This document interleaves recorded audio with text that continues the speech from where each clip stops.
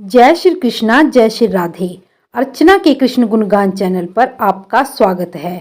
आज मैं आपको सावन मास के कृष्ण पक्ष की कामिका एकादशी या पवित्रा एकादशी की व्रत कथा सुना रही हूँ।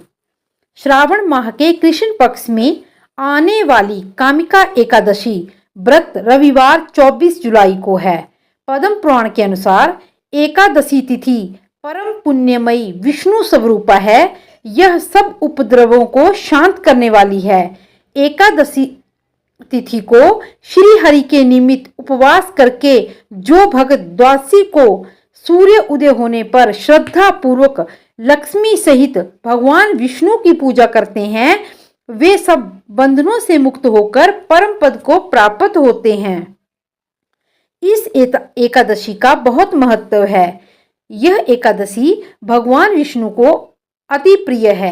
युधिष्ठिर ने जब इस विषय में श्री कृष्ण से पूछा तो उन्होंने नारद और ब्रह्मा जी के संवाद के बारे में बताया कि एकादशी का व्रत करने से जो समुद्र और वन सहित समूची पृथ्वी का दान करता है तथा जो कामिका एकादशी का व्रत करता है, वे दोनों समान फल के भागी माने गए हैं। साथ ही समस्त देवताओं की पूजा भी हो जाती है। इस एकादशी के स्मरण मात्र से वाजपेय यज्ञ का फल मिलता है। इस व्रत को करने वाला विष्णु भक्त रात्रि को अगर जागरण करे तो न तो उन्हें कभी यमराज का दर्शन होता है और न कभी दुर्गति में पड़ता है।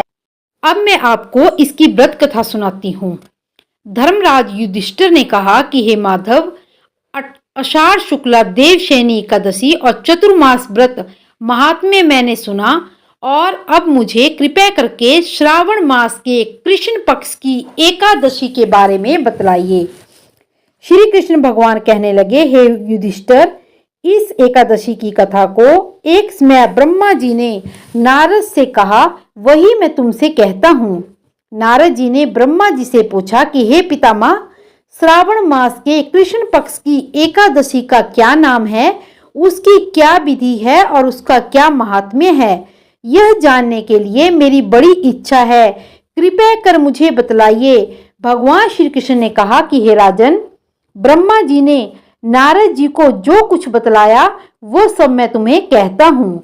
ब्रह्मा जी ने कहा, हे देवऋषि नारद, लोक कल्याण की भावना से तुमने बहुत ही अच्छा प्रश्न किया है। अब मैं जो पावन कथा सुनाता हूँ उसे ध्यान से सुनो।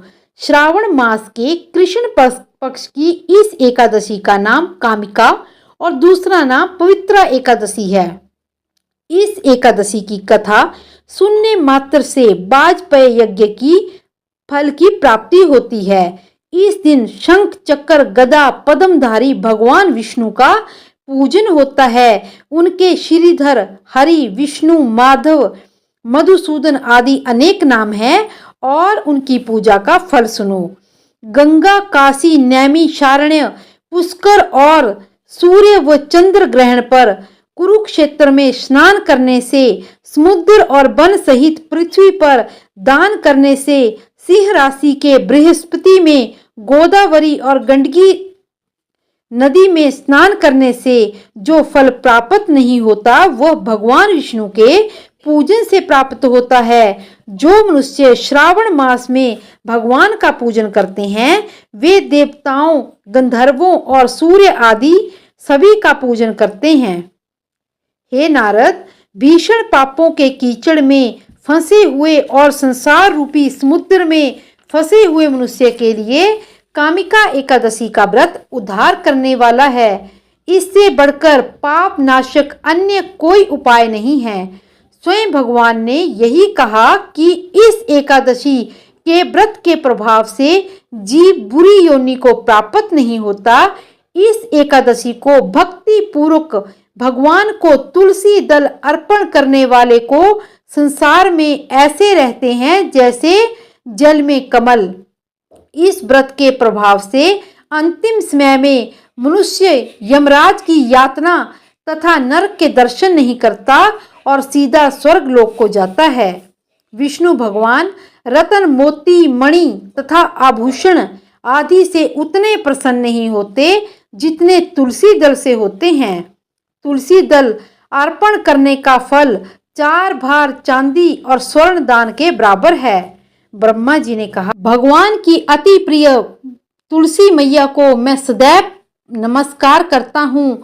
तुलसी के वृक्ष को सींचने से संपूर्ण यातनाएं, दर्शन मात्र से समस्त पाप और स्पर्श मात्र से मनुष्य पवित्र हो जाता है। जो मनुष्य भगवान के चरणों में तुलसी अर्पित करता है वो मुक्त हो जाता है।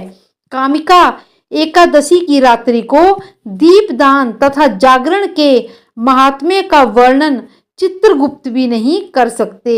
जो मनुष्य इस एकादशी की रात्रि को भगवान के मंदिर में दीप जलाते हैं उनके पितृ स्वर्गलोक में सुधा पान करते हैं। जो गौशाला में घी या तिल के तेल का दीपक जलाते हैं वे 100 करोड़ दीपक युक्त होकर सूर्य लोक को जाते हैं। अंत में ब्रह्मा जी ने कहा कि ब्रह्म हत्या तथा भ्रूण हत्या आदि पापों को भी नष्ट करने वाली इस कामिका एकादशी का व्रत मनुष्य को यत्न पूर्वक करना चाहिए। व्रत करने पर जो सभी मनोकामनाओं की पूर्ति होती है। इस कामिका एकादशी के महात्म्य को श्रद्धा पूर्वक पढ़ने या सुनने से समस्त पाप नष्ट हो जाते हैं और विष्णु लोक की प्राप्ति होती है। कामिका एकादशी से जुड़ी एक और कथा है कि जिसके मुताबिक किसी गांव में एक क्रोधी व्यक्ति रहता था। एक दिन उसका एक ब्राह्मण से झगड़ा हो गया और क्रोध में आकर वो व्यक्ति ब्राह्मण की हत्या कर देता है। ब्रह्म हत्या के पाप से दुखी होकर उस व्यक्ति ने ब्राह्मण का अंतिम संस्कार करना चाहा, लेकिन अन्य ब्राह्मणों ने ऐसा करने से रोक दिया।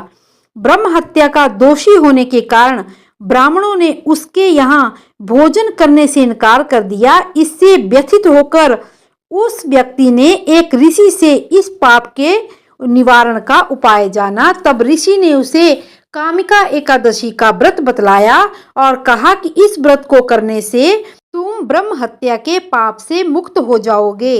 इसके बाद रात में जब वो सो रहा था तो भगवान ने उसके स्वप्न में आकर दर्शन दिए और कहा कि मैंने तुम्हें ब्रह्म हत्या के दोष से मुक्त कर दिया। इस व्रत से सभी प्रकार के पापों से मुक्ति मिलती है। इस व्रत की पूजा में तुलसी की मंजरियों से विष्णु पूजन जहाँ जन्म भर के पापों का नाश करता है, वहीं श्री हरि के चरणों में चढ़ा देने से मोक्ष की भी प्राप्ति होती है। इसी प्रकार की और भी कथाएं सुनने के लिए मेरे चैनल को लाइक, शेयर और सब्सक्राइब करें और कमेंट बॉक्स में जय श्री कृष्णा अवश्य लिखें। जय श्री कृष्णा, जय श्री राधे।